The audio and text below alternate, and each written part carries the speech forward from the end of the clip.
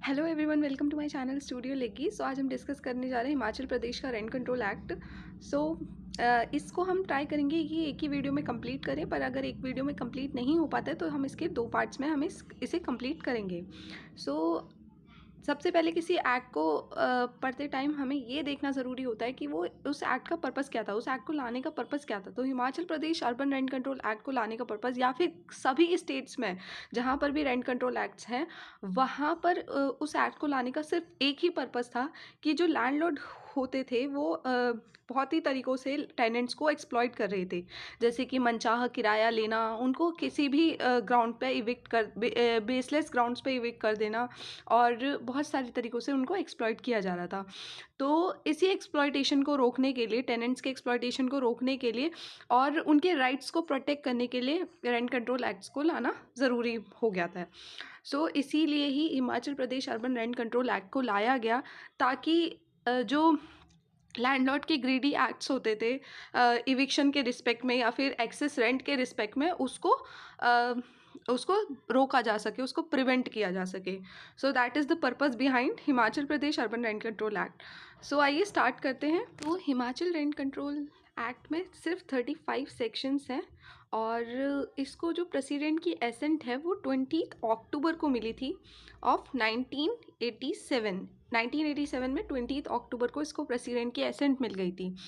अब दो चीज़ें यहाँ पर जानना बहुत इंपॉर्टेंट हो जाता है। Himachal Pradesh rent control act दो लैंग्वेजेस में आया और अलग अलग डेट पे आया, तो डेट हमारे लिए बहुत इंपॉर्टेंट हो जाती है। जैसे कि हिंदी में ये एक्ट जो है वो उसी दिन आ गया था जिस दिन इसे प्रेसिडेंट की एसेंट मिली थी, यानी कि 20 अक्टूबर 1987 को ही ये हिंदी में पब्लिश हो गया था। पर इंग्लिश में ये 10 नवंबर 1987 को पब्लिश हुआ था।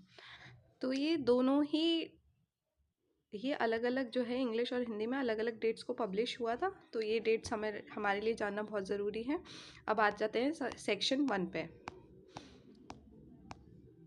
ये देखिए कि इसको प्रेसिडेंट की एसेंट जो है वो 20 अक्टूबर 1987 को मिली थी, और हिंदी में ये पब्लिश हुआ था 20 अक्टूबर 1987, यानी कि सेम डे जब इसे प्रेसिडेंट की एसेंट दी गई थी। और इंग्लिश में ये पब्लिश हुआ था 10 नवंबर 1987 को।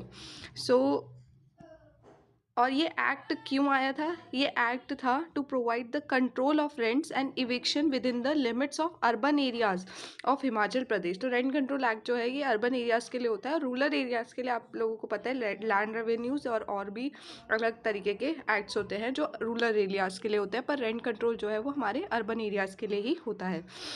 सो सबसे जो इम्पॉर्टेंट अमेंडमेंट इसके अंदर हुआ था वो 2012 का अमेंडमेंट था, जिसको प्रेसिडेंट की एसेंट मिली थी 28 फरवरी 2012 को, और हिंदी और इंग्लिश में वो पब्लिश हुआ था 16 मार्च 2012 को, यानी कि दोनों एक ही टाइम पर दोनों में पब्लिश्ड हो गया था वो। ये जानना ज़्यादा इंपॉर्टेंट नहीं है हमारे लिए, एक्ट की डेट जानना ज़्यादा इंपॉर्टेंट था। तो आ जाते हैं हम सेक्शन 1 पे।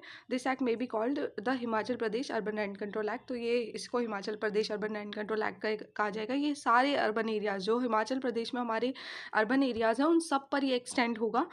और हमने दो डेट्स देखी जिस दिन इस एक्ट को प्रेसिडेंट की एसेंट मिली थी, यानी कि ये इनैक्ट हुआ था, और एक जिस दिन ये इंग्लिश और हिंदी में पब्लिश हुआ था। ठीक है, तो उसके बाद इसके कमेंसमेंट की डेट क्या होगी, ये सबसेक्शन 3 ऑफ सेक्शन 1 में बताया गया है कि ये एक्ट जो है ये माना जाएगा कि 17 डे ऑफ नवंबर 1971 को पब्लिश हुआ है, फोर्स में आया है।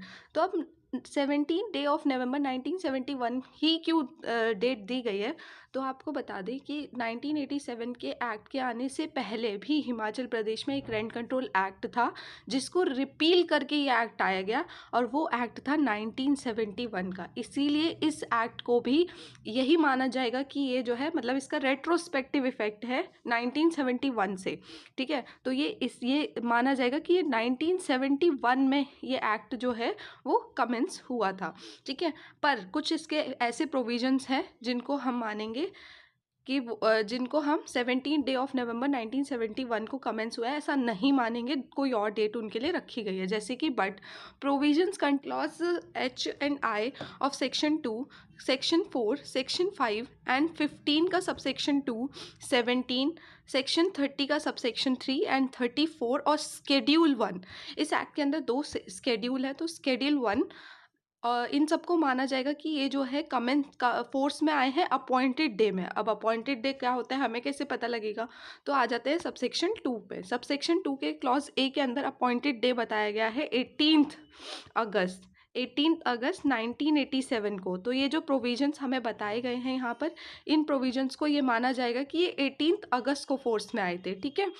क्लॉज 2 जो है वो बात करता है कि clause D of subsection 2, sorry, clause D of section 2 and subsection 1 and 3 of section 15, 16, 27, 8, 28 and schedule 2 जो है उसे हम मानेंगे, उसे हम उस दिन कमेंस होना मानेंगे जिस दिन हमारे ये जो कॉरेस्पॉन्डिंग एक्ट जो है वो ऐड किए गए थे 1971 वाले एक्ट में। तो किस दिन ये ऐड किए गए थे, ये वाले जो कॉरेस्पॉन्डिंग सेक्शंस हैं वो उस एक्ट के अंदर ऐड किए गए थे 18 फरवरी 1978 में। तो 1978 में वो एक्ट जो है वो ये प्रोविजंस जो है कॉरेस्पॉन्डिंग प्रोविजंस उस एक्ट में ऐड किए गए थे। तो ये जो प्रोविजंस हैं जो हमारे इस एक्ट के अंदर हैं, clause D section 2, subsection 1, section 3, इनको ये माना जाएगा कि उसी दिन जो है कमेंस हुए हैं।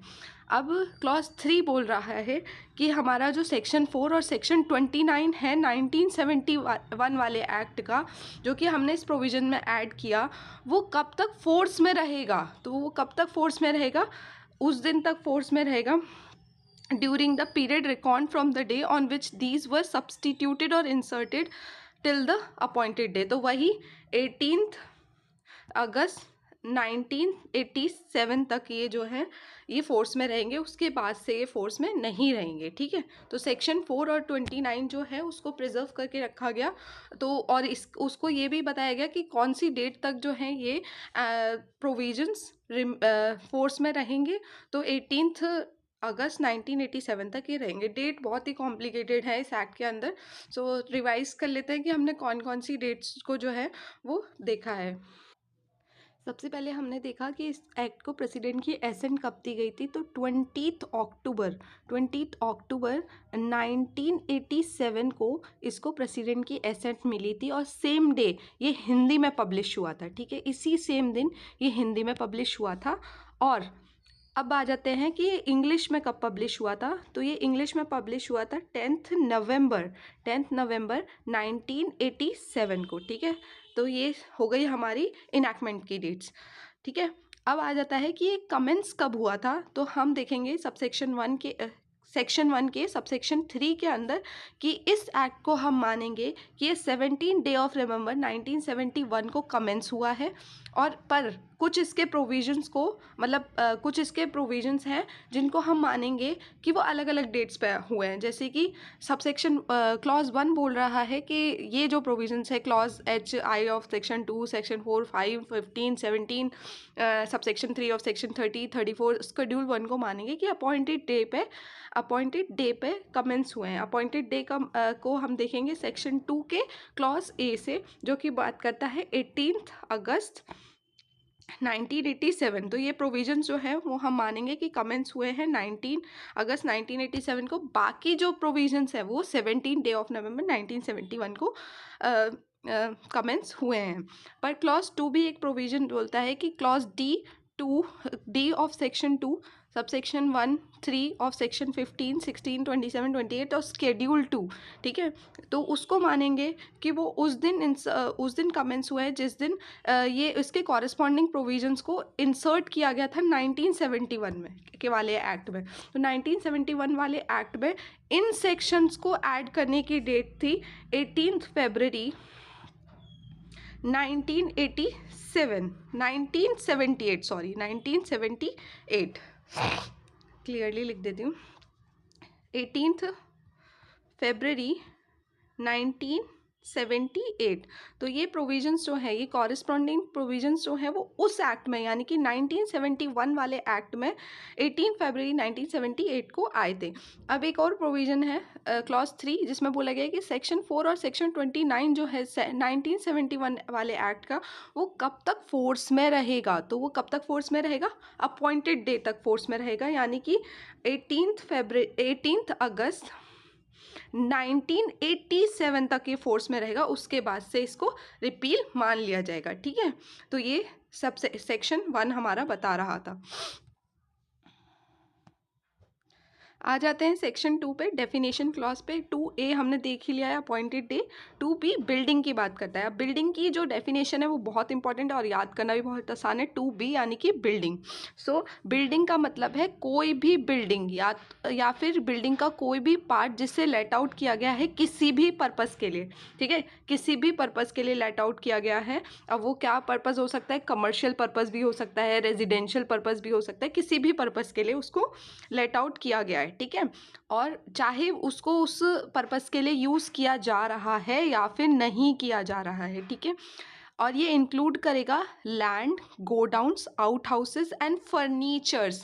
फर्नीचर्स भी जो हैं वो बिल्डिंग की डेफिनेशंस में आएंगे, जिसे लेट आउट किया गया है। इन सब, मान लो कि कोई फ्लैट लेने जाते हैं तो हमें सेमी फर्निश्ड और फर्निश्ड जो है वो फ्लैट्स दिए जाते हैं। तो जो फर्निश्ड फ्लैट्स होते हैं उसके अंदर हमारा पूरा फर्नीचर होता है। तो वो जो फर्नीचर हमें दिया जा रहा है वो भी बिल्डिंग की डेफिनेशन में ही फॉल करेगा अकॉर्डिंग टू दिस सेक्शन। पर इसमें ये भी बताया गया है कि क्या जो है वो बिल्डिंग की डेफिनेशन में इंक्लूड नहीं होगा। तो होटल के जो रूम्स होते हैं, हॉस्टल के रूम्स होते हैं और बोर्डिंग हाउस के जो रूम्स हैं वो बिल्डिंग की डेफिनेशन में इंक्लूड नहीं होंगे।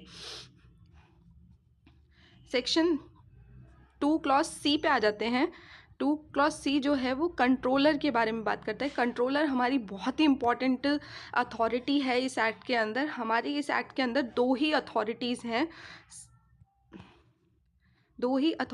सबसे पहला कंट्रोलर है और कंट्रोलर की से ऊपर एक अपेलेट अथॉरिटी है।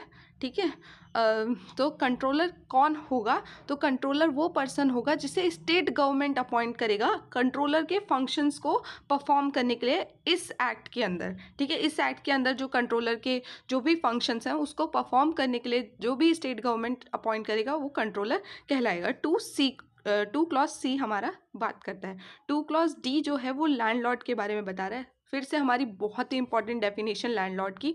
तो लैंडलॉर्ड जो है सिर्फ वो पर्सन नहीं होता है जो कि बिल्डिंग का ओनर है या फिर जो रेंट रिसीव कर रहा है। इसमें बहुत सारी चीज़ें बताई गई हैं जिससे हमें पता लगेगा कि लैंडलॉर्ड क्या होता है।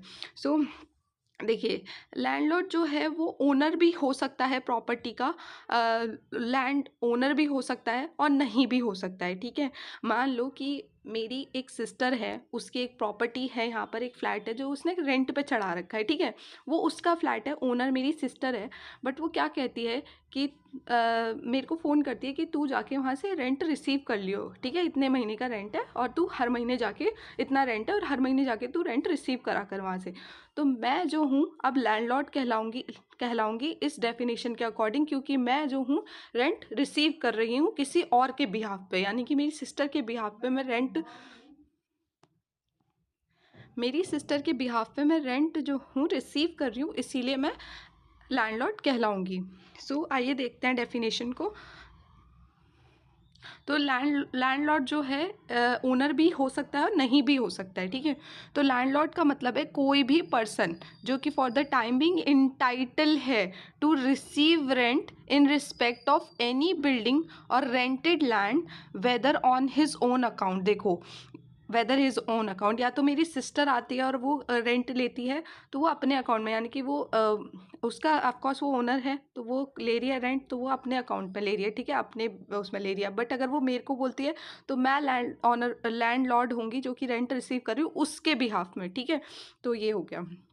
और for the benefit of any other person हम किसी और के बेनिफिट के लिए भी रेंट को रिसीव कर सकते हैं। वो भी अगर जो किसी और के बेनिफिट के लिए रेंट को रिसीव कर रहे हैं, मान लो कोई गार्जियन है। ठीक है, कोई गार्जियन है और माइनर की प्रॉपर्टी है, माइनर की प्रॉपर्टी और गार्जियन जो है रेंट रिसीव कर रहा है माइनर के बेनिफिट के लिए, तो फिर वो भी जो है लैंडलॉर्ड कहलाएगा इस डेफिनेशन के अकॉर्डिंग। लिखा भी है trustee, guardian, receiver, executor, administrator और फॉर एनी अदर पर्सन, ठीक है। और इंक्लूड करेगा टेनेंट, टेनेंट को भी इंक्लूड करेगा जिसने सबलेट करी है any building rented land in the manner here in after authorised. तो जैसे कि आप लोग जानते हैं कि एक प्रॉपर्टी है, मान लो इसके अंदर 2 रूम्स थे, ठीक है। जिसे मिस्टर बी ने ए को रेंट पे दे दिया, ठीक है। अब ये तो जो है लैंडलॉर्ड हुए, ये रेंट रिसीव कर रहे हैं इनसे।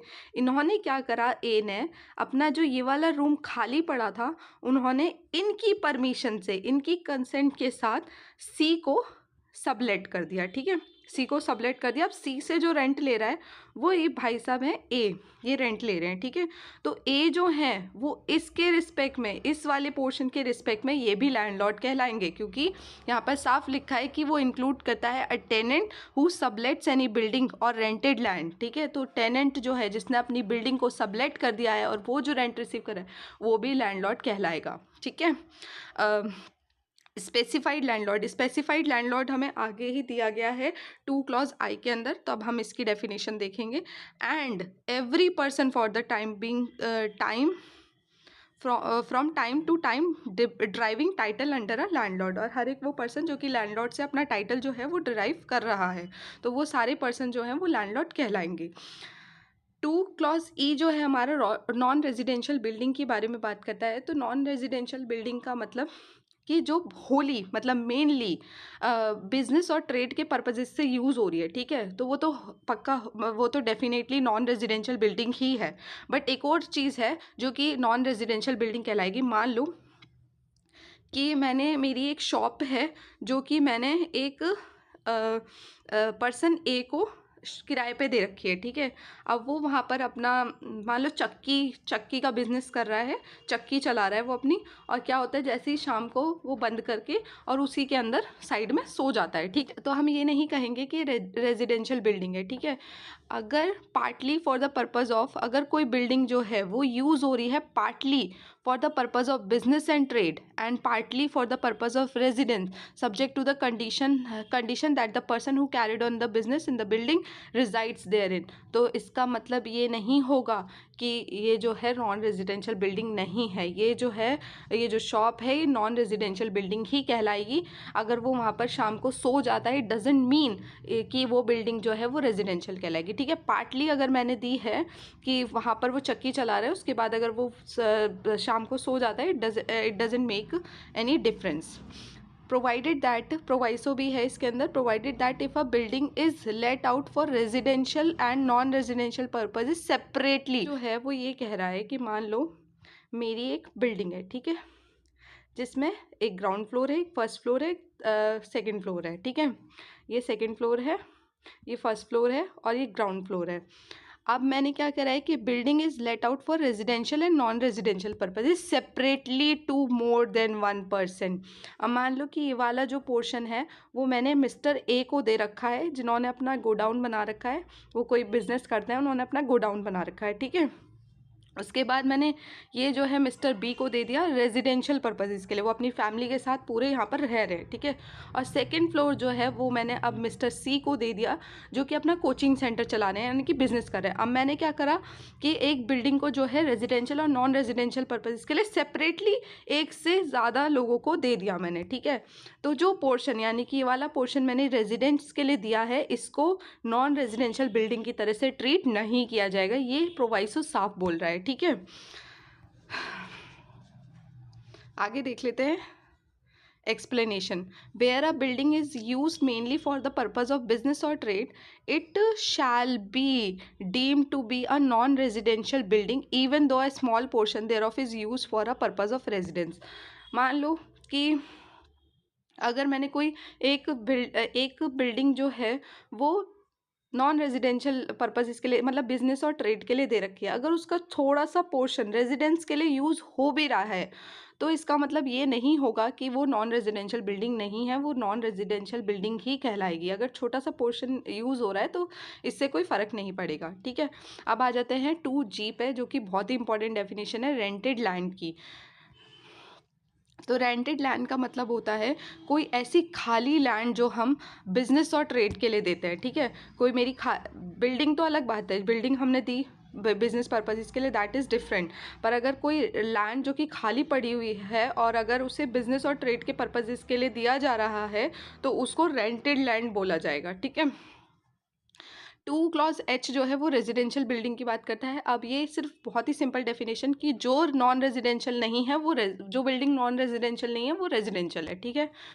स्पेसिफाइड लैंडलॉर्ड का मतलब होता है कोई भी पर्सन जो कि इंटाइटल है किसी भी बिल्डिंग के रिस्पेक्ट में रेंट रिसीव करने के लिए, ठीक है। कोई भी ऐसा पर्सन जो कि किसी भी बिल्डिंग के रिस्पेक्ट में रेंट रिसीव करने के लिए इंटाइटल है अपने अकाउंट में, एंड हु इज़ होल्डिंग और हैज़ हेल्ड एन अपॉइंटमेंट। तो या तो वो पहले कभी जो है वो पब्लिक सर्वेंट रहा है और उसने कोई पोस्ट हेल्ड की है in connection with the affairs of union और स्टेट, या फिर उसने अब कोई ऐसी पोजीशन हेल्ड कर रखी है, या फिर वो कोई पब्लिक सर्वेंट है और वो किसी बिल्डिंग के रिस्पेक्ट में रेंट रिसीव करने के लिए अगर इंटाइटल है तो उसको स्पेसिफाइड लैंडलॉर्ड कहा जाएगा, ठीक है। तो ये दोनों कंडीशन जो है वो फुलफिल होनी चाहिए क्योंकि एंड वर्ड का यूज़ किया गया है, ठीक है। अब 2G हमारी बहुत ही इंपॉर्टेंट डेफिनेशन जो कि टेनेंट को डिस्क्राइब कर दिए, तो आइए पढ़ते हैं। तो टेनेंट का मतलब है एनी पर्सन बाय वूम और on whose account rent is payable for a residential and non residential building. तो कोई ऐसा पर्सन जिसके द्वारा या फिर जिसके बिहाफ में जो है रेंट पे किया जा रहा है वो रेजिडेंशियल और नॉन रेजिडेंशियल बिल्डिंग के लिए या फिर रेंटेड लैंड के लिए। रेंटेड लैंड क्या था कि ऐसी खाली जो लैंड है जिसे हमने बिजनेस और ट्रेड के पर्पजेस से दिया है उसको रेंटेड लैंड कहते हैं, ठीक है। सो अगर कोई भी ऐसा पर्सन जिसके द्वारा या फिर on whose account rent is payable for residential और नॉन रेजिडेंशियल बिल्डिंग और रेंटेड लैंड, वो तो टेनेंट होते ही हैं। जो रेंट पे कर रहे हैं तो वो तो टेनेंट है ही है। इंक्लूड करेगा tenant continuing in possession after termination of the tenancy. तो मान लीजिए कि मेरी जो मैंने एक फ़्लैट लिया था, ये मेरा फ्लैट है और इसमें मेरा जो है 1 साल का एग्रीमेंट था, ठीक है। 1 साल का एग्रीमेंट था, अब मेरा एग्रीमेंट ख़त्म हो गया, यानी कि मेरी जो टेनेंसी है 1 साल वाली वो ख़त्म हो गई है। स्टिल मैं इस बिल्डिंग के पोसेशन में हूँ और रेंट पे कर रही हूँ, ठीक है। इसको TPA में भी इसका एक कॉन्सेप्ट है जिसे बोलते हैं tenancy by holding over. Tenancy by holding over, तो जो टेनेंट जो है टर्मिनेशन के बाद भी उस बिल्डिंग के पोसेशन में है, कंटिन्यू कर रहा है, मतलब उस बिल्डिंग के पोसेशन में है, उसे भी हम टेनेंट मानेंगे इस सेक्शन के अंदर। इट डजंट मीन कि उसका जो है टर्मिनेशन हो गया है उसकी टेनेंसी का तो वो टेनेंट नहीं रहा, अभी वो टेनेंट है इस सेक्शन के अकॉर्डिंग, सब सेक्शन के क्लॉज के according. A deserted wife of a tenant who has been or is entitled to be in occupation of the matrimonial home or tenanted premises of a husband। तो ऐसी deserted wife, tenant की कोई deserted wife जो कि matrimonial home या फिर जो टेनेंटेड premises है हस्बैंड का उसके ऑक्यूपेशन के लिए इंटाइटल है, ठीक है। डेजर्टेड वाइफ जो कि इंटाइटल है ऑक्यूपेशन के लिए वो भी टेनेंट कहलाएगी। डाइवोर्स वाइफ जिसके पास डिक्री है, डाइवोर्स की डिक्री है और उसके अंदर जो है which the right of residence in the matrimonial home or tenanted premises has been incorporated as one of the condition of the decree। उसके एक ऐसी डाइवोर्स वाइफ है, टेनेंट की डाइवोर्स वाइफ है जिसके पास डाइवोर्स की डिक्री है और उस डिक्री के अंदर एक कंडीशन है कि वो उसके पास जो है वो उसी रेजिडेंस में जहाँ पर टेनेंट रह रहा है टेनेंटेड प्रीमाइसेस में उसको भी रहने का अधिकार है। ऐसी एक कंडीशन अगर उस डिक्री के अंदर है तो वो भी टेनेंट कहलाएगी इस क्लॉज के अंदर, ठीक है। And in the event of A death of such person, तो मान लो टेनेंट जो है उसकी डेथ हो जाती है तो उसके बाद फिर टेनेंट किसको माना जाएगा ये बताया गया है। तो in the event of the death of such person such of his heirs as are mentioned in Schedule 1। तो Schedule 1 के अंदर जो है वो कुछ लोग प्रोवाइड किए गए हैं, जैसे स्पाउस हो गया, ठीक है, सन एंड डॉटर हो गए,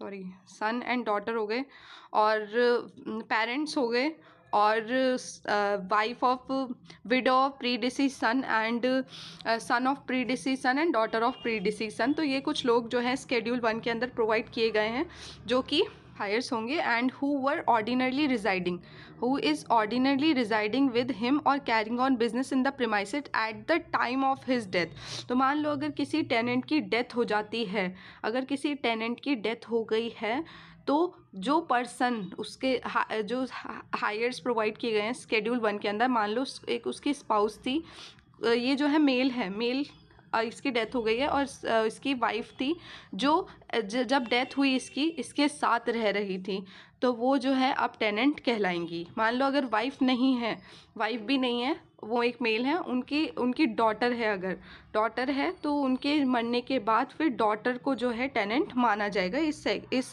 क्लॉज के according, subject to the order of succession. तो सक्सेशन के ऑर्डर के अकॉर्डिंग ये आगे बताया गया कि सब जो ऑर्डर होगा वो क्या होगा। एक्सप्लेनेशन 1 के अंदर देख लेते हैं अभी। तो एक्सप्लेनेशन 1 कह रहा है कि the order of succession in event of death of the person continuing in possession after the termination of tenancy shall. तो सबसे पहले अगर उसकी डेथ हो जाती है तो सबसे पहले उसका स्पाउस जो है उसको जो है उसका अधिकार होगा कि वो जो है टेनेंट कहलाएगा या फिर वो जो है पोसेशन में रहेगा। पर मान लो कि स्पाउस नहीं है, स्पाउस नहीं है, अगर स्पाउस नहीं है या फिर उसके साथ रह नहीं रहा था, ordinarily live with the deceased person as a member of his family up to the date of his death. मान लो कि वो स्पाउस जो है या तो मर गई थी या फिर उनके साथ नहीं रह रही थी, तो फिर उस केस में उनके सन या डॉटर को जो है टेनेंट माना जाएगा। तो या फिर अगर मान लो सन एंड डॉटर भी नहीं है, या फिर सन एंड डॉटर जो है वो उस टाइम पर उनके साथ रह ही नहीं रहे थे, या तो वो है नहीं, ठीक है, या तो फिर वो उनके साथ रह ही नहीं रहे थे, तो उस केस में फिर उनके पेरेंट्स को दिया जाएगा। और मान लो कि पेरेंट्स, स्पाउस, सन, डॉटर कोई भी नहीं है या फिर उनके साथ रह ही नहीं रहा था, तो फिर जो डॉटर इन लॉ है और प्री डिसीज सन, यानी कि जो विडो है प्री डिसीज सन की, यानी कि उनकी डॉटर इन लॉ, फिर उनको दे दिया जाएगा। ये जो है सक्सेशन का ऑर्डर है, ठीक है, respectively to this clause, but does not include. अब टेनेंट की डेफिनेशन में कौन नहीं आएगा ये भी प्रोवाइड किया गया है। पहले रिवाइज कर लेते हैं कि कौन कौन जो है वो टेनेंट की डेफिनेशन में आएगा। तो टेनेंट की डेफिनेशन में वो पर्सन आएगा जो कि रेंट पे कर रहा है, ठीक है, रेंट पे कर रहा है किसी भी बिल्डिंग के लिए, किसी भी बिल्डिंग के रिस्पेक्ट में, रेजिडेंशियल हो चाहे नॉन रेजिडेंशियल हो, ठीक है, जो रेंट पे कर रहा है वो तो टेनेंट होगा ही होगा। टेनेंट जो है वो इंक्लूड करेगा ऐसा पर्सन जो कि टेनेंसी ख़त्म होने के बाद भी वो पोसेशन में कंटिन्यू अगर कर रहा है तो वो इंक्लूड होगा। डिजर्टेड वाइफ इंक्लूड होगी जो कि इंटाइटल है ऑक्यूपेशन के लिए, और डाइवोर्स वाइफ जो है वो भी इंक्लूड होगी अगर उसके पास डिग्री ऑफ डाइवोर्स है, और उस डिग्री ऑफ डाइवोर्स के अंदर एक कंडीशन है कि उसके पास जो है अधिकार होगा उस जगह पर रहने का, तो फिर वो जो है टेनेंट कहलाएगी। और अगर डेथ हो जाती है टेनेंट की तो उस केस में वो पर्सन जो कि स्केड्यूल 1 में स्पेसिफाइड किए गए हैं और उनके साथ जो है वो ऑर्डिनरली रिजाइड कर रहे थे उस टाइम पर जिस टाइम पर उनकी मृत्यु हुई, तो फिर वो सारे पर्सन जो हैं वो टेनेंट कहलाएंगे। पर अब आ जाते हैं कि कौन लोग जो हैं वो टेनेंट नहीं कहलाएंगे। तो वो person place in the occupation of a building और rented land by the its tenant except with the written consent of the landlord.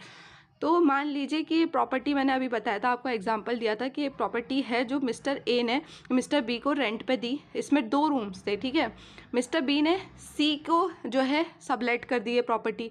अब पहले तो अगर ये इसकी कंसेंट के साथ करते हैं तो फिर तो ठीक है, बट मान लो कि बी ने जो है वो ये इनकी बिना रिटन कंसेंट के सी को सबलेट कर दी। तो जो ये सी को सबलेट करी है, ये जो सी पर्सन है जो बिना इनकी रिटन परमिशन के जो है वो सब टेनेंट बने हैं, तो ये जो है टेनेंट की डेफिनेशन में नहीं आएंगे। ऐसा पर्सन जिसे प्रॉपर्टी सबलेट की गई है बिना लैंडलॉर्ड की परमिशन के, रिटन कंसेंट के, तो वो जो है टेनेंट नहीं होगा, साफ इसमें बोला गया है, ठीक है। और कोई भी person to whom the collection of rent or fees in a public market, cart stand, slaughterhouse or rent for shops has been framed out or leased by the municipal corporation, municipal council, nagar panchayat और cantonment board। तो अब एक तो ये person जिसको sublet की गई है प्रॉपर्टी बिना कंसेंट के, ये टेनेंट नहीं होगा। और एक वो जिसको जो है मान लीजिए जो सड़क है, ठीक है, सड़क किनारे जो काट लगती हैं, ठीक है, वो काट म्युनिसिपल कॉरपोरेशन ने पर उसे लीज पे मतलब उसे जो है दिया काट लगाने के लिए, ठीक है। तो वो जो पर्सन है जो काट लगा रहा है, वो पर्सन पब्लिक मार्केट में जो काट लगा रहा है वो पर्सन भी टेनेंट नहीं होगा, ठीक है। तो ये दो पर्सन जो हैं वो टेनेंट नहीं होंगे, जो किसी भी पब्लिक मार्केट में या फिर कार्ट स्टैंड पे, स्लॉटर हाउस वगैरह में अगर कोई भी अपनी शॉप्स वगैरह लगा रहे हैं, ठीक है। तो म्युनिसिपल जैसे म्युनिसिपल कॉरपोरेशन या म्युनिसिपल काउंसिल, नगर पंचायत वगैरह ने उन्हें ये जगह दी है ना, तो वो लीज पे दिया है, तो वो लोग टेनेंट नहीं कहलाएंगे, ठीक है। दो पर्सन टेनेंट नहीं कहलाएंगे। नेक्स्ट आ जाते हैं। अब इसमें दो प्रोवाइसो भी हैं। प्रोवाइसो 1 बोल रहा है that the successor has ordinarily living और carrying on business in the premises with the deceased tenant as a member of his family up to the date of his death. ये तो हमने पढ़ लिया था कि जो भी सक्सेसर होगा, मतलब डेथ के बाद जो भी टेनेंट माना जाएगा, मतलब जो भी हायर हीयर है उस टाइम पर, वो जो है ऑर्डिनरली रिजाइड करना चाहिए at the time of the death of a tenant. तो टेनेंट की जब डेथ हुई उसके साथ मान लो उसकी स्पाउस है, तो उस टाइम पर वो उसके साथ रह रही होनी चाहिए, ठीक है, मतलब रहती हो। और इसमें एक और चीज़ वो कर दी कि and was dependent on the disease. और ये जो स्पाउस है ये इस डिसीज़ पर डिपेंड होनी चाहिए, ठीक है। तो ये सिंपल इसमें प्रोवाइसो में बोला गया है। प्रोवाइसो 2 बोल रहा है कि provided further that a right to tenancy shall not devolve upon a successor in case he और हिज स्पाउस और any of his dependent son daughter is owing. और तो मान लीजिए कि कोई सक्सेसर है, मान लीजिए स्पाउस जो है ना, स्पाउस वो रह रही थी उसके साथ में, ठीक है, पर उसका अपना भी एक घर था, मतलब उसने अपना भी कहीं और घर लेके डाल रखा था। तो ऐसा जो है इसके पास राइट टू टेनेंसी नहीं आएगा, क्योंकि इसका जो है ये इसका उस अर्बन एरिया के अंदर एक और प्रीमाइसेस है, तो उस पर जो है राइट टू टेनेंसी डिवॉल्व नहीं होगा ऐसे सक्सेसर पे। एक्सप्लेनेशन 2 बोला है the right of every successor refer to in explanation 1 to continue in possession after the termination of tenancy. मान लो अगर ये स्पाउस है जिसकी जो मतलब जो टेनेंट था उसकी स्पाउस है, और टेनेंट की डेथ अगर हो जाती है और स्पाउस को मिलता है, तो ये जो स्पाउस को मिला है, ये जो स्पाउस को पोसेशन दिया गया है कंटिन्यू करने का, वो इसका पर्सनल राइट होगा और ये किसी भी इसके जो हायर्स हैं उस पर डिवॉल्व नहीं होगा, ठीक है। तो ये इसका पर्सनल राइट होगा। 2K जो है वो अर्बन एरिया की बात करता है। तो अर्बन एरिया का मतलब है वो एरिया जिसे म्युनिसिपल कॉरपोरेशन या फिर म्युनिसिपल कमेटी या फिर कंटेनमेंट बोर्ड जो है एडमिनिस्टर करते हैं। अगर ये जो अथॉरिटीज़ हैं ये एडमिनिस्टर कर देती है किसी एरिया को अर्बन एरिया की तरह से, तो फिर वो अर्बन एरिया माना जाएगा। या फिर स्टेट गवर्नमेंट जो है वो डिक्लेयर कर देती है नोटिफिकेशन निकाल के कि ये पर्टिकुलर एरिया जो है अब ये अर्बन एरिया कहलाएगा, तो वो एरिया भी अर्बन एरिया कहलाएगा सिंपली, ठीक है। अब सेक्शन 3 जो है वो एग्जाम्पशन की बात करता है। एग्जाम्पशन में बहुत ही सिंपल है कि गवर्नमेंट बिल्डिंग और रेंटेड लैंड्स जो होते हैं उस पर इस एक्ट के प्रोविजन अप्लाई नहीं होंगे, यानी कि गवर्नमेंट प्रॉपर्टीज़ जो है, गवर्नमेंट बिल्डिंग्स हैं, उन पर ये एक्ट अप्लाई नहीं होगा। और जो स्टेट गवर्नमेंट, अगर स्टेट गवर्नमेंट किसी बिल्डिंग को या फिर रेंटेड जो लैंड है उसको एग्जेम्प्ट अगर कर देते हैं, मान लो अगर स्टेट गवर्नमेंट एक नोटिफिकेशन निकालती है कि ये जो पर्टिकुलर बिल्डिंग्स हैं इन पर ये एक्ट अप्लाई नहीं होगा, तो उन पर भी एक्ट अप्लाई नहीं होगा, वो भी एग्जेम्प्ट हो जाएगी। तो ये दो चीज़ें इस सेक्शन 3 के अंदर बताई गई हैं। सेक्शन 4 बात करता है डिटर्मिनेशन ऑफ स्टैंडर्ड रेंट की। तो स्टैंडर्ड रेंट जो है वो होता है मैक्सिमम रेंट जो लैंडलॉर्ड जो है लीगली चार्ज कर सकता है टेनेंट से। तो बेसिकली ये जो स्टैंडर्ड रेंट का कॉन्सेप्ट है ये इसीलिए आया था ताकि जो टेनेंट हैं उनको प्रोटेक्ट किया जा सके, अनफेयर जो रेंट इंक्रीजेज होते हैं, इंक्रीमेंट्स होते हैं, उनसे प्रोटेक्ट करने के लिए टेनेंट को, ठीक है। तो स्टैंडर्ड रेंट बेसिकली वो मैक्सिमम रेंट जो लैंडलॉर्ड टेनेंट से ले सकता है। तो इसमें ये बताया गया है कि जो कंट्रोलर है shall on the application of the tenant and landlord, तो स्टैंडर्ड रेंट को डिटरमाइन करने के लिए टेनेंट और लैंडलॉर्ड दोनों में से कोई भी एप्लीकेशन दे सकता है ऑफ अ बिल्डिंग और rented land and after holding such inquiry. और जो कंट्रोलर है वो इंक्वायरी होल्ड करने के बाद स्टैंडर्ड रेंट को फिक्स कर देगा। अब स्टैंडर्ड रेंट को फिक्स करने का तरीका भी इसके अंदर बताया गया है। फॉर सच अ बिल्डिंग और rented land on the basis of 10%, wait, on the basis of 10% of the aggregate of the cost of construction and market price of the land comprised in the premises on the date of commencement of the construction. तो simply मान लो कि मेरी एक land थी, ठीक है, उसमें मैंने एक बिल्डिंग जो है वो बनानी चाहिए और मैंने अपना जो काम है कंस्ट्रक्शन का वो स्टार्ट कर दिया ऑन 21 मार्च 2021 में, मान लेते हैं, ठीक है, 21 में मैंने कंस्ट्रक्शन का काम स्टार्ट कर दिया। तो उस टाइम पर जो मार्केट वैल्यू थी इस लैंड की, ठीक है, कंप्राइज ऑफ द प्रीमाइसेस, तो जो भी मार्केट वैल्यू थी वो प्लस जो भी मेरा खर्चा हुआ है, जो भी मेरी लागत लगी है इस बिल्डिंग को बनाने में, उसका 10%, ठीक है, उसका 10%, तो इसके बेसिस पे स्टैंडर्ड रेंट तय होगा। तो मान लो कि मेरे को इस बिल्डिंग को लगाने में जो लागत आई है उसका 10% जो है 10,000 रुपीज़ निकल रहा है, 10,000 रुपीज़। तो हमारा 10,000 और जो मार्केट वैल्यू थी उस टाइम पर वो भी इतनी ही चल रही थी, तो 10,000 रुपीज़ जो है वो रेंट हो जाएगा। अब ये बोल रहा है स्टैंडर्ड रेंट हो जाएगा, ठीक है। अब ये बोल रहा है कि the standard rent so drive, अब ये जो 10,000 रुपये आए हैं ना हमारे, उसे इंक्रीज़ किया जाएगा by 10%, increase by 10% from the year of the construction to the present year to arrive at a standard rent for the given year. तो मान लो अगर हमें निकालना है 2024 या फिर 2024 का रेंट हमें अगर निकालना है, तो फिर हम इस ये जो हमारे 10,000 निकला है, हम इसका 10% जो है वो हर साल बढ़ाएंगे। मान लो 2022 में 10% इसका 10% जो है वो 1,000 रुपये होता है, यानी कि 11,000 हमारा जो है वो 2022 का स्टैंडर्ड रेंट हो जाएगा, 2023 का 12,000 हो जाएगा और ऐसे 2024 का 13,000 हो जाएगा। तो 13,000 जो है वो रेंट हो जाएगा, ठीक है।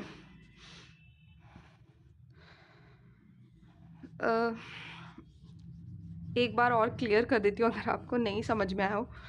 तो मान लीजिए ये बोल रहा है कि ये जो मेरी एक लैंड थी, जब से इस पर कंस्ट्रक्शन शुरू हुआ, मतलब जिस दिन से उस पर कंस्ट्रक्शन शुरू हुआ उस दिन जो उसकी मार्केट प्राइस था, ठीक है, उस दिन उस टाइम पर जो मार्केट प्राइस चल रहा था और जो भी उस कंस्ट्रक्शन में मेरी लागत लगी है उसका 10% से स्टैंडर्ड रेंट निकाला जाएगा, ठीक है। तो मान लीजिए कि इन सब चीज़ों को देखकर और जो लागत लगी 10%, ठीक है, 10 जो लागत लगी उसका 10%, 10,000 अगर निकलता है, 10,000 अगर निकल रहा है तो उसको वो हमारा स्टैंडर्ड रेंट हो जाएगा। और जो स्टैंडर्ड रेंट हमारा निकला है, the standard rent so derive, उसको इंक्रीज़ करेंगे 10% से, ठीक है, 10% from the year of construction. तो जिस टाइम से कंस्ट्रक्शन, मान लो अगर हमारा कंस्ट्रक्शन, मैंने बोला कि अगर 2021 में स्टार्ट हुआ था और अगर हमें 2024 का अगर हमें स्टैंडर्ड रेंट निकालना है तो 2021 में 10,000 निकला और अगर हम इसका 10% निकालें तो 1,000 निकलता है। तो हम इसको 11,000 रुपये हो गया, ये 2022 का, 12,000 हो गया 2023 का एंड 13,000 हो गया 2024 का। तो ऐसे हम करेंगे कैलकुलेट करने के लिए। आई होप आपको समझ में आ गया होगा। सो however in the case of, अब नॉन रेजिडेंशियल बिल्डिंग के लिए भी सेम फार्मूला है, पर 10% की जगह 15% of the aggregate of cost of the construction and the market price of the land comprised in the premises on the date of construction. तो 10% जो भी हमारी लागत लगी है उस बिल्डिंग को बनाने की या फिर प्रीमाइसेस को, मतलब जो भी है कंस्ट्रक्शन को करने में जितनी लागत हमें लगी है उसका 15% नॉन रेजिडेंशियल बिल्डिंग के लिए हमें निकालना है और मार्केट जो प्राइस था उस टाइम पर वो, अब प्लस फिर उसमें वही अगर हमें 2024 का लगाना है तो उस दिन से हम उसका 10% ईयरली बढ़ाते जाएंगे, 10% ईयरली बढ़ाएंगे और जो भी हमारा रेंट 2024 में निकलेगा वो हमारा स्टैंडर्ड रेंट होगा। एक्सप्लेनेशन बोल रहा है कि स्टैंडर्ड रेंट को फिक्स करने के लिए जो भी मेंटेनेंस चार्जेस होते हैं, म्यूनिसिपल टैक्सेस होते हैं, वाटर चार्जेस हो गए, इलेक्ट्रिसिटी चार्जेस हो गए, इन सबको जो है ध्यान में रखा जाएगा, ठीक है। प्रोवाइसो बोल रहा है कि जो मेंटेनेंस चार्जेस होंगे ना वो रेंट से 5% तक एक्सीड कर सकते हैं, 5% से ज़्यादा जो है वो एक्सीड नहीं कर सकते। यानी कि जितना रेंट है, मान लो 10,000 अगर रेंट है तो सिर्फ 5% ही मेंटेनेंस चार्ज लिया जाएगा, इससे ज़्यादा चार्ज नहीं लिया जाएगा मेंटेनेंस का, ठीक है। और जो टैक्सेस होगा shall be as per actual tax payable on the pro rata basis. Pro rata का मतलब होता है प्रपोर्शन के बेसिस पे, ठीक है। तो मान लो अगर एक बिल्डिंग है हमारी, उसमें ये जो है 4 फ्लोर हैं, ठीक है, 4 फ्लोर हैं, चारों फ्लोर पे अलग अलग टेनेंट्स रह रहे हैं, और इसका जो टैक्स है वो मान लीजिए कि 20,000 पर मंथ जा रहा है, या वॉट एवर जो भी टैक्सेस जा रहा है, मान लो हम 20,000 पर मंथ मान लेते हैं। तो ये जो है प्रपोर्शन के बेसिस पे दिया जाएगा। ये चारों जो है वो 5-5 हज़ार रुपये दिया करेंगे टैक्सेस का, ठीक है। The other amenities like water electricity shall be agreed between, और जो भी एमनिटीज़ अदर एमनिटीज़ होंगी, वाटर हो गया, इलेक्ट्रिसिटी हो गई, वो जो भी उन लैंडलॉर्ड और टेनेंट के बीच में एग्री होगा उसके अकॉर्डिंग होगी, ठीक है। क्लॉज सबसेक्शन 2 ऑफ सेक्शन 4 बोल रहा है the standard rent fixed under subsection 1 shell become payable. This is very important कि वो जो है कब से पेएबल होगा, जो स्टैंडर्ड रेंट हमने फिक्स किया है वो कब से पेएबल होगा। तो आप लोग सोचोगे कि जिस दिन से डिसाइड हुआ है उस दिन से पेएबल होगा, बट नहीं, इसके अंदर लिखा गया है कि स्टैंडर्ड रेंट जो है वो उस दिन से पेएबल होगा जिस दिन से एप्लीकेशन जो है वो फाइल की गई थी, ठीक है। मान लो कि मैंने एप्लीकेशन फ़ाइल की थी 1 मार्च 2022 को कि हमारा जो है स्टैंडर्ड रेंट फ़िक्स कर दीजिए कंट्रोलर साहब आप। तो उन्होंने जो है अब इसको फ़िक्स करने के में उन्होंने 6 महीने लगा दिए, मान लो, ठीक है, 6 महीने लगा दिए। अब जो फ़िक्स हुआ, अब 6 महीने लगा दिए, सितंबर के अंदर, 2 सितंबर को हमारा जो है स्टैंडर्ड रेंट फिक्स हुआ। 2 सितंबर को हमारे स्टैंडर्ड रेंट फिक्स हुआ, तो ये पेएबल हो जाएगा 1 मार्च से, ठीक है। 1 मार्च से पेएबल होगा, ये नहीं कि जिस दिन डिसाइड हुआ है उस दिन से पेएबल होगा, ऐसा नहीं होगा। जब से हमने एप्लीकेशन लगाई है उसी दिन से वो पेएबल हो जाएगा, जब भी डिसाइड होगा, ठीक है। अब आ जाते हैं सेक्शन 5 पे, revision of standard rent in certain cases. Section 1 of section 5 बोल रहा है कि when the standard rent of a land और rented building has been fixed under subsection 4 no further increase और decrease in such a standard rent shall be permissible for a period of 3 years.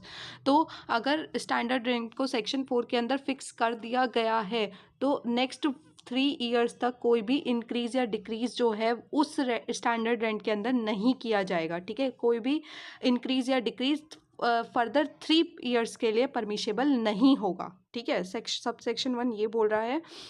Subsection 2 बोल रहा है कि notwithstanding anything contain in any law for the time being in force और in any contract landlord shall in addition to the increase in rent provided in this act be entitled to increase the rent of a building और land at the rate of 10% of the standard rent और agreed rent, ठीक है, after every 3 years. तो हर 3 साल के बाद जो है लैंडलॉर्ड 10% इंक्रीज कर सकता है, वो इंटाइटल होगा कि वो 10% जो है रेंट को इंक्रीज कर सकता है, इससे ज़्यादा वो रेंट को इंक्रीज नहीं कर सकता है। हर 3 साल में, हर जैसे ही 3 साल होते जाएंगे वैसे ही वो 10% इंक्रीज कर सकता है, इससे ज़्यादा नहीं कर सकता है स्टैंडर्ड रेंट में और एग्रीड रेंट।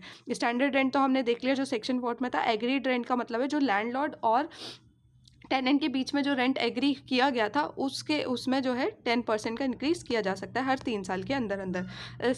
ये प्रोवाइसो जो है वो इम्पॉर्टेंट नहीं है क्योंकि ये 2009 के अमेंडमेंट से रिलेटेड है, यानी कि उस टाइम का है, अब ये इंपॉर्टेंट नहीं है। सबसेक्शन 3 और सेक्शन 5 बोल रहा है the increase in standard rent shall B automatic. तो जो इंक्रीज़ होगा वो ऑटोमेटिक होगा, और अगर कोई भी डिस्प्यूट अराइज होता है लैंडलॉर्ड और टेनेंट के बीच में डिक्रीज़ और इंक्रीज़ को लेकर, किसी भी रेंट के डिक्रीज़ और इंक्रीज़ को लेकर, तो वो डिस्प्यूट जो है वो डिसाइड किया जाएगा कंट्रोलर के द्वारा, ठीक है। बहुत ही ईजी है। सेक्शन 6 बात करता है increase in standard rent in certain cases admissible. तो जो इंक्रीज है स्टैंडर्ड रेंट में वो कुछ कंडीशन में एडमिसिबल होगा, जैसे कि बोल रहा है subsection 1 of section 6 save as provided under section 5 when the standard rent of a building और rented land has been fixed under section 4 no further increase in such standard rent shall be permissible except in cases where some addition, improvement, alteration, special repair has been carried out in the building और rented land by the landlord at the request of the tenant। तो जैसे कि हमने section 5 के अंदर देखा कि अगर सेक्शन 4 के अंदर कोई भी स्टैंडर्ड रेंट फिक्स हो जाता है तो नेक्स्ट फिर 3 ईयर्स के लिए कोई भी इंक्रीज़ और डिक्रीज़ जो है रेंट में वो नहीं किया जाएगा। पर कुछ केसेस हैं, सेक्शन 6 जो है वो ऐसे कुछ केसेस बता रहा है जिसके अंदर इंक्रीज़ 3 साल से पहले भी किया जा सकता है, जब टेनेंट जो है वो लैंडलॉर्ड के साथ रिटर्न रिक्वेस्ट करता है, लैंडलॉर्ड को रिटर्न रिक्वेस्ट करता है कि वो जो है बिल्डिंग में कुछ एडिशन करवा दें, इम्प्रूवमेंट करवा दें, जो बिल्डिंग है उसकी कंडीशन बहुत ज़्यादा ख़राब हो चुकी है, तो वो टेनेंट जो है वो लैंडलॉर्ड से रिक्वेस्ट कर सकता है कि आप थोड़ा इम्प्रूवमेंट करवा दीजिए, हम जो है इतना रेंट फिर जो लैंडलॉर्ड है वो उतना रेंट जो है बढ़ा देगा जितनी उसने इम्प्रूवमेंट करवाई है, ठीक है। या फिर कोई भी एडिशन अगर उसे करवाना है, ऑल्ट्रेशन अगर करवाना है, स्पेशल कोई रिपेयर है की ज़रूरत है अगर बिल्डिंग को, और टेनेंट अगर रिटर्न रिक्वेस्ट कर रहा है तो फिर लैंडलॉर्ड करवा देगा, और उस केस में फिर वो 3 साल से पहले जो है वो रेंट को इंक्रीज कर सकता है। इस केस में it is permissible under section 6। Next बोल रहा है provided that the standard rent increase under this subsection shall not exceed 10% of the cost of addition. तो ये बोल रहा है कि जितनी भी कॉस्ट लगी है, मान लो कोई रिपेयर, ऑल्ट्रेशन या स्पेशल रिपेयर वगैरह करवाने में जितनी भी लागत लगी है उसका 10% ही 10% ही जो रेंट है वो इंक्रीज किया जाएगा, इससे ज़्यादा इंक्रीज नहीं किया जाएगा, ठीक है। सबसेक्शन 2 ऑफ सेक्शन 6 बोला है if the tenant fails to pay the revise standard rent he shall be liable for the eviction. तो मान लो अगर टेनेंट जो है वो रिवाइज स्टैंडर्ड रेंट को पे करने में फेल हो जाता है तो फिर ये भी एक इविक्शन का ग्राउंड हो जाएगा सेक्शन 14 के अंदर। सेक्शन 14 के अंदर हम इसे डिटेल्स में पढ़ेंगे। सेक्शन 7 बात करता है landlord not to claim anything in excess of standard rent. तो स्टैंडर्ड रेंट के एक्सेस में लैंडलॉर्ड जो है कुछ भी क्लेम नहीं कर सकता है। ये पढ़ते हैं section 7 of save as provided in this act when the controller has fixed a standard rent. तो जब भी कंट्रोलर जो है स्टैंडर्ड रेंट को फिक्स कर देता है सेक्शन 4 के अंदर, तो लैंडलॉर्ड जो है वो क्लेम नहीं कर सकता, ना ही रिसीव करेगा कोई भी प्रीमियम या फिर other sum in addition to the standard rent. Standard rent के या फिर कोई भी रेंट जो है उसके एक्सेस में कोई भी प्रीमियम या फिर कोई भी अदर सम जो है वो लैंडलॉर्ड क्लेम नहीं कर सकता है। पर लैंडलॉर्ड जो है मे स्टिपुलेट फॉर एनी एडवांस में जो है वो 3 महीने का रेंट जो है वो ले सकते हैं, ठीक है। तो इसमें बेसिकली सेक्शन 7 ये बोल रहा है कि अगर कंट्रोलर ने सेक्शन 4 के अंदर स्टैंडर्ड रेंट फिक्स कर दिया है तो फिर उसके अलावा कोई भी सम लेने के लिए लैंडलॉर्ड जो है वो क्लेम नहीं कर सकता कोई और सम, ठीक है। पर वो चाहे तो 3 महीने का किराया एक साथ जो है एडवांस में ले सकता है, 3 महीने से ज़्यादा एडवांस भी नहीं ले सकता वो, ठीक है। Provided that any agreement for the payment of such sum in addition. तो मान लो कि अगर कोई ऐसा एग्रीमेंट कर लिया जाता है लैंडलॉर्ड और टेनेंट के बीच में कि वो जो है कोई सम जो है वो लेंगे स्टैंडर्ड रेंट के साथ या फिर स्टैंडर्ड रेंट से एक्सेस में कोई सम लेंगे, तो ऐसा अगर कोई भी एग्रीमेंट उनके बीच में होता है तो वो एग्रीमेंट भी नल एंड वॉइड। सेक्शन 8 बात कर रहा है कि सेक्शन 8 बात कर रहा है कि फाइन और premium not to be charge for grant renewable और कंटिन्यूएंस ऑफ द टेनेंसी। तो मान लो एक लैंडलॉर्ड है जो कि अपने टेनेंट से बोलता है कि अगर तुम्हें इस बिल्डिंग के पोसेशन में रहना है, कंटिन्यू करना है, तो उसके लिए तुम्हें 5,000 रुपये और देने पड़ेंगे। तो ये जो 5,000 रुपये जो क्लेम करे हैं लैंडलॉर्ड ने, ये वो क्लेम नहीं कर सकता है, ठीक है। इसी में यही चीज़ बोली गई है कि सिर्फ वो जो है, पहले तो ये बोला गया है कि लैंडलॉर्ड जो है वो क्लेम नहीं कर सकता कोई भी rent excess of the standard rent. तो स्टैंडर्ड रेंट के एक्सेस में कोई भी रेंट या क्लेम नहीं कर सकता, रिसीव नहीं कर सकता, ठीक है। कोई भी लैंडलॉर्ड जो है कि ये इस उस कंसिडरेशन में कि वो ग्रांट कर देगा या फिर रिन्यूएबल कर देगा या फिर कंटिन्यूइंग करेगा टेनेंसी को, वो ऐसे बोल देता है कि मैं तुम्हारी टेनेंसी को रिन्यू कर दूंगा और तुम मुझे 5,000 रुपये दे दो, तो वो ऐसा नहीं कर सकता है। सेक्शन 8 के में ये चीज़ प्रोहिबिटेड है, ठीक है। ना ही वो कोई पगड़ी, प्रीमियम वगैरह, फाइन वगैरह एडवांस में ले सकता है। बस वो वही ले सकता है जो सेक्शन 7 में उसे अलाउ किया गया है ना, 3 महीने का किराया, सिर्फ वो वही ले सकता है एडवांस में, और उसके एक्सेस में वो कुछ भी नहीं ले सकता है। सेक्शन 9 बोलता है कि जो रेंट पे नहीं किया जाना चाहिए था पर पे कर दिया गया है तो उसे रिकवर किया जा सकता है सेक्शन 9 के अंदर। तो सेक्शन 9 कह रहा है कि any sum has been paid which sum by reason of provision of this act not payable.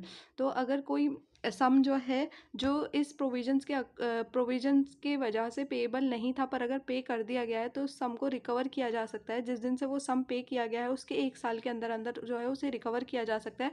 और एक प्रोविज़न और है कि कमेंस, जब ये एक्ट, अगर इस एक्ट से पहले अगर कोई सम रेंट पे कर दिया गया था जो नहीं करना चाहिए था, तो उसे जो है इस एक्ट के जो अपॉइंटेड डे है उस दिन के 1 साल के अंदर अंदर जो है वो रिकवर किया जा सकता है, या फिर उसे जो है जो उसे जो है डिडक्ट किया जा सकता है by the tenant for any rent payable within 1 year. तो जब से ये रेंट जो है वो पे किया गया है, ठीक है, उसके 1 साल के अंदर अंदर कोई भी अगर उसका कोई रेंट है तो उसके उसमें वो डिडक्ट भी कर सकता है या फिर रिकवर भी कर सकता है उस अमाउंट को, या तो लैंडलॉर्ड से या फिर उसके लीगल रिप्रेजेंटेटिव से। और लीगल रिप्रेजेंटेटिव का जो है सेम मीनिंग होगा जो कि सीपीसी में असाइन किया गया है। और अगर जॉइंट फैमिली प्रॉपर्टी से रिलेटेड जो है तो जॉइंट फैमिली जो होंगी वो लीगल रिप्रेजेंटेटिव मानी जाएंगी जिसका जो है डिसीज मेंबर था, ठीक है। सेक्शन 10 बोला गया है, increase of rent on account of payment of rates etcetera of local authority but rent not to be increase on account of payment of other taxes etcetera.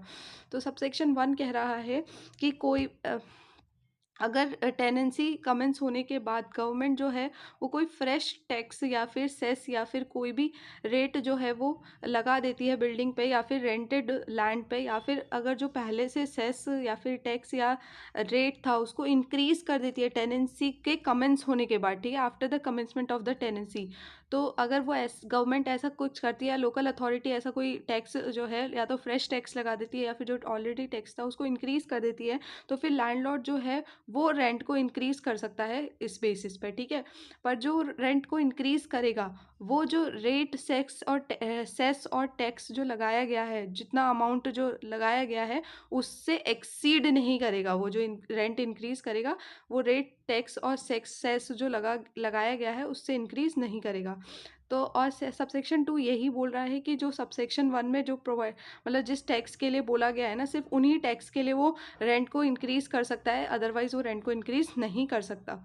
11 कह रहा है कट ऑफ और with holding essential supply of service. Subsection 1 of section 11 कह रहा है कि कोई भी लैंडलॉर्ड जो है या तो खुद से या फिर किसी भी पर्सन के थ्रू बिना किसी जस्ट एंड सफिशिएंट कॉज के वो किसी भी असेंशियल सप्लाई को या फिर सर्विस को विदहोल्ड नहीं कर सकता और ना ही कट ऑफ कर सकता है by the tenant in respect of building और रेंट, जो कि उसने लेट आउट की है कोई भी बिल्डिंग या रेंटेड लैंड जिसमें वो टेनेंट रिजाइड कर रहा है उसमें बिना सफिशिएंट कॉज के या जस्ट कॉज के वो किसी भी असेंशियल सर्विस को विदहोल्ड या कट ऑफ नहीं कर सकता है। सबसेक्शन 2 ऑफ सबसेक्शन 11 बोल रहा सबसेक्शन 2 ऑफ सेक्शन 11 बोल रहा है कि अगर लैंडलॉर्ड जो है वो सबसेक्शन 1 के प्रोविजंस को कॉन्ट्रावीन करता है तो टेनेंट जो है वो कंट्रोलर को एप्लीकेशन दे सकता है कि भाई ऐसे ऐसे जो लैंडलॉर्ड ने मतलब कंप्लेन करते हुए कंट्रोलर को एप्लीकेशन दे सकता है। सबसेक्शन 3 ऑफ सेक्शन 11 कह रहा है if the controller is satisfied that the essential supply और service was with cut off और withhold by the landlord with a view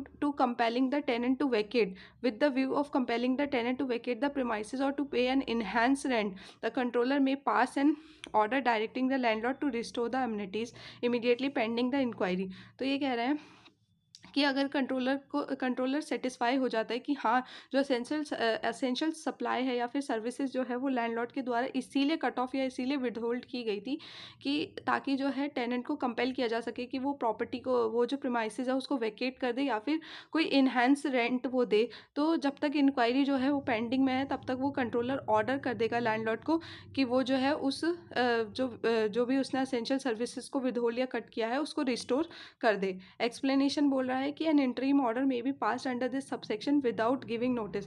एक इंटरिम ऑर्डर जो है वो भी पास किया जा सकता है लैंडलॉर्ड को बिना नोटिस दिए, ठीक है, लैंडलॉर्ड को बिना नोटिस दिए एक इंटरिम ऑर्डर भी पास किया जा सकता है। सबसेक्शन 4 ऑफ सेक्शन 11 बोल रहा है if the controller on inquiry finds that the essential supply और services enjoyed by the tenant in respect of building और rented land was cut off और withhold by the without just and sufficient cause he shall make an order directing the landlord to restore. तो अब एक तो subsection 3 में बोला गया था कि अगर इंक्वायरी पेंडिंग में और अगर उसको लगता है वो सेटिस्फाई हो जाता है कि जो लैंडलॉर्ड है उसने असेंशियल सर्विसेज को विदहोल्ड इसीलिए किया था ताकि उस वो कंपेल कर सके या फिर इन्हांस जो है रेंट उससे ले सके टेनेंट से, ठीक है। तो इन कॉजेज की वजह से उसने अगर विदहोल्ड किया था तो फिर वो इस इंक्वायरी जो सबसेक्शन 4 में इंक्वायरी पेंडिंग में है उसके पेंडिंग होने के बावजूद भी वो लैंडलॉर्ड को ऑर्डर कर सकता है कि वो रिस्टोर करे जो भी एमिनिटीज़ उसने विदहोल्ड या कट ऑफ की है, ठीक है। और पर सेक्शन 4 कह रहा है कि अगर इंक्वायरी के बाद वो इंक्वायरी के बाद अगर उन्हें पता लग जाता है कि जो जो लैंडलॉर्ड है उसने वो एसेंशियल सर्विसेज को कट ऑफ और विदहोल्ड इसी बिना किसी जस्ट एंड सफिशिएंट कॉज की किया था, तो तब भी वो उनको ऑर्डर कर देंगे, लैंडलॉर्ड को ऑर्डर कर देंगे कि वो उन सर्विसेज को जो है रिस्टोर करे। अब सेक्शन 5 ऑफ सेक्शन 11 कह रहा है कि कंट्रोलर जो है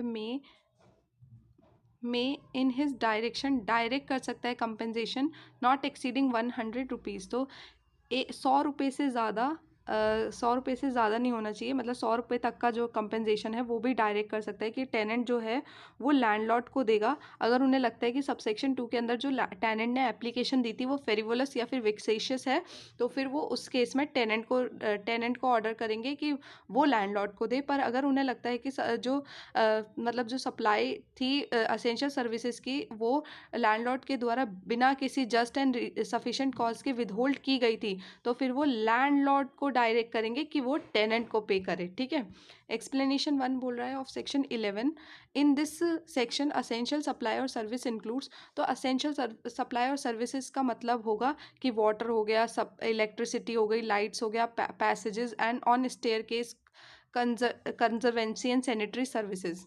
ठीक है, ये सब चीज़ें जो है वो असेंशियल सप्लाई और सर्विसेज में आएंगी। एक्सप्लेनेशन 2 बोल रहा है, for the purposes of this section withholding any essential supply और सर्विस शैल इंक्लूड एक्ट्स और omission attributable to the landlord on account of which the essential supply और service is cut off by the local authority और any competent authority. मान लो कि ये जो है डिसाइड किया गया था कि जो वाटर का जो बिल है, जो वाटर का जो बिल होगा वो लैंडलॉर्ड पे करेगा। ठीक है, मान लो ऐसा सपोज करो कि ऐसी जो है कंडीशन फिक्स हो गई थी, पहले एग्री कर ली गई थी कि जो वाटर का जो भी बिल आएगा वो लैंडलॉर्ड देगा। ठीक है, मान लो लैंडलॉर्ड जो है वो विदहोल्ड करने के लिए कि वाटर सप्लाई ना मिले उन लोगों को, टेनेंट को, तो वो क्या करता है कि बिल ही पे नहीं करता है। ठीक है, तो अगर वो ऐसा कोई एक्ट करता है या फिर कोई ओमिशन करता है जिससे जो असेंशियल सर्विस और सप्लाई है वो लोकल अथॉरिटी के या फिर अदर कॉम्पिटेंट अथॉरिटी के द्वारा कट ऑफ कर दी जाए, तो फिर उस केस में भी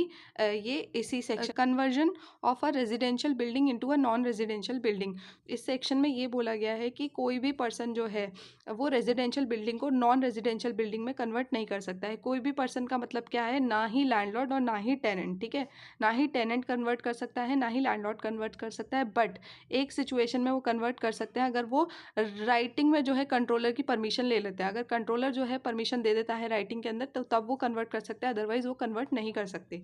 ठीक है, सेक्शन 13 बोला है landlord's duty to keep the building और rented land in good repairs. तो सेक्शन 13 कह रहा है कि जो लैंडलॉर्ड है उसकी ड्यूटी है कि वो बिल्डिंग को और रेंटेड जो लैंड है उसको उसका जो है अच्छे से रिपेयर करके रखे उसको।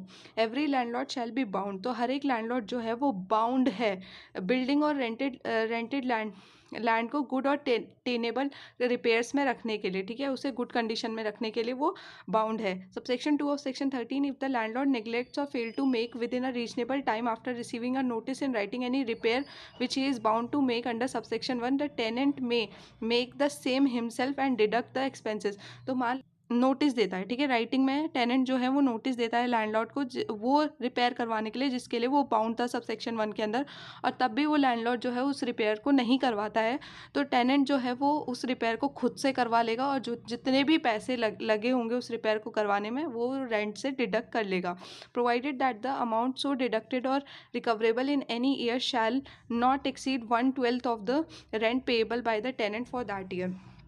मान लो कि जो भी रेंट उसे डिडक्ट करना है, जो भी अमाउंट उसे डिडक्ट करनी है या फिर जो भी रिकवरेबल है, वो 1 साल का जो उसका पूरा रेंट है उसके 1/12 में से ज़्यादा एक्सीड नहीं करना चाहिए। ठीक है, 1/12 जो उसका ईयरली रेंट है उसका 1/12 ही वो डिडक्ट कर सकता है, इससे ज़्यादा वो डिडक्ट नहीं कर सकता है। ठीक है, तो ऐसे तो मतलब टेनेंट कहेंगे कि खर्चा लगा होगा 500 रुपये का, कह देंगे 5000 रुपये लगे हैं ना, तो ऐसा नहीं होगा। तो सिर्फ 1/12 जो रेंट होगा वो वही डिडक्ट कर सकता है, वो भी ईयर का, मतलब जो ईयर में उसे रेंट पे करना है, ईयरली जो रेंट पे करना है उसका 1/12 ही वो डिडक्ट करेगा जो भी उसने रिपेयर करवाई होगी।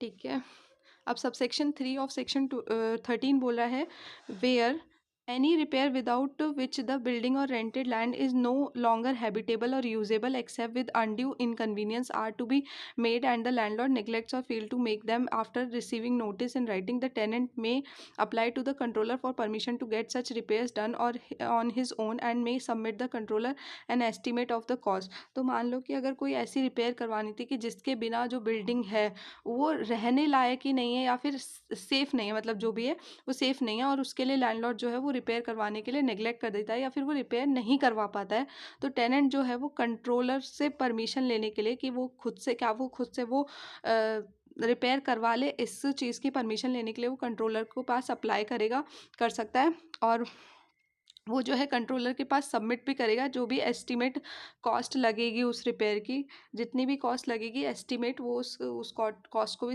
कॉस्ट की भी सबमिट करेगा। And thereupon the controller may after giving the landlord, तो और फिर उसके बाद कंट्रोलर क्या करेगा कि कंट्रोलर जो है वो लैंडलॉर्ड को एक अपॉर्चुनिटी देगा सुनने की, ठीक है, उसको भी सुनेगा कि उसका क्या साइड है, और after considering such estimate of the cost and making such inquiries, तो और उस कॉस्ट को कंसिडर करने के बाद, जो कॉस्ट है एस्टिमेटेड कॉस्ट, उसको कंसिडर करने के बाद और इंक्वायरीज करने के बाद, ठीक है, राइटिंग में ऑर्डर कर देगा टेनेंट को परमिट करते हुए कि वो रिपेयर करवा ले at such cost as may be specified in the order, उस कॉस्ट पर जो कि ऑर्डर में स्पेसिफाइड है, and it shall there be lawful for the tenant to get such repair, और फिर उसके बाद ये टेनेंट के लिए लॉफुल है कि वो उस रिपेयर को खुद से करवाए और जो अमाउंट, जो भी कॉस्ट उसकी लगी है वो रेंट से उसको डिडक्ट कर ले।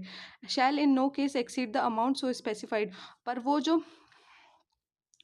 जो डिडक्ट कर रहा है, वो जो कॉस्ट डिडक्ट कर रहा है ना, वो किसी भी केस में वो उस अमाउंट से एक्सीड नहीं करेगी जो कि स्पेसिफाइड किया गया था उस ऑर्डर के अंदर, ठीक है, जो कंट्रोलर ने ऑर्डर दिया था जितने कॉस्ट का उतनी ही कॉस्ट उससे डिडक्ट की जाएगी, इससे ज़्यादा डिडक्ट नहीं की जाएगी, provided that the amount so deducted और recoverable in any year shall not exceed 3 months rent payable by the tenant. तो ये कह रहा है कि जो भी रेंट वो डिडक्ट कर रहा है वो 3 महीने का जो रेंट है, 3 महीने का जो रेंट है उससे एक्सीड में नहीं होना चाहिए, ठीक है, 3 महीने के रेंट के बराबर होना चाहिए। Provided further that if any repairs not covered by the said amount are necessary in the opinion of the controller and the tenant agree to bear the excess cost himself, the controller may permit the tenant to make such repair. तो मान लो कि कोई ऐसी repairs है जो कि उस अमाउंट के अंदर, जो अमाउंट उसने स्पेसिफाई किया गया था उस अमाउंट के अंदर वो रिपेयर हो ही नहीं सकती है, और टेनेंट एग्री कर रहा है कि ठीक है, जो ऊपर का खर्चा है, मतलब जो कॉस्ट है अगर वो उससे भी ज़्यादा का कोई खर्चा होता है तो टेनेंट जो है वो अपनी तरफ से देगा, तो फिर जो है कंट्रोलर उसे परमिट कर देगा कि वो रिपेयर को करवा ले, ठीक है। सेक्शन 14 इविक्शन ऑफ टेनेंट की बात करता है, जो कि बहुत ही इंपॉर्टेंट सेक्शन है, और इसको हम जो है दूसरे पार्ट में कवर करेंगे, क्योंकि इसको को रिलेट करके जब हम पढ़ेंगे तभी हमें अच्छे से ये समझ में आएगा, तो इसको हम दूसरे पार्ट में कवर करेंगे। अगर आपको मेरी ये वीडियो पसंद आई हो तो प्लीज़ लाइक करें और सब्सक्राइब करें, आपके एक लाइक और सब्सक्राइब से मेरे को मोटिवेशन मिलती है वीडियोज़ बनाने की। Thank you so much.